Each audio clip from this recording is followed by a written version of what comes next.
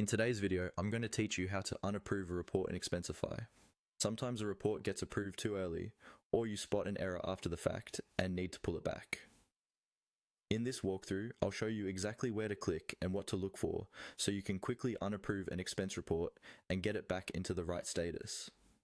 First, make sure you're logged into your Expensify account in your browser. From the main interface, look towards the left-hand side of the screen where you'll see the navigation options. Here, you want to click on Reports. This is where all of your expense reports are listed, whether they're open, submitted, approved, or reimbursed. Once you're on the Reports page, you'll see a list of reports, typically sorted by date with the most recent ones at the top.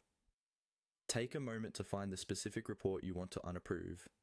You can scroll through the list, or if you have many reports, use the search bar or filters to narrow it down by employee name, report title, or date. After you've located the correct report, look over to the right-hand side of that report's row.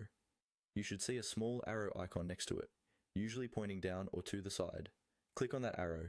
This will expand additional options or a quick actions menu related to that particular report, without taking you away from the main list. When the menu opens, look for an option labeled More. This is where Expensify groups some of the less frequently used actions.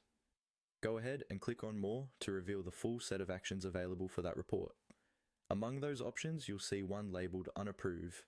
This is the key action that changes the report status from approved back to a previous state, usually so the submitter or an approver can make corrections.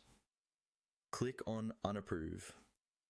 After clicking Unapprove, Expensify will immediately update the status of that report. In many setups, this means the report moves back to a submitted or open state, making it editable again. At this point, it's a good idea to double-check the report status and, if necessary, let the report owner know that it's been unapproved and may need updates. And that's it. You've successfully unapproved a report in Expensify by going to the Reports page, expanding the report's options,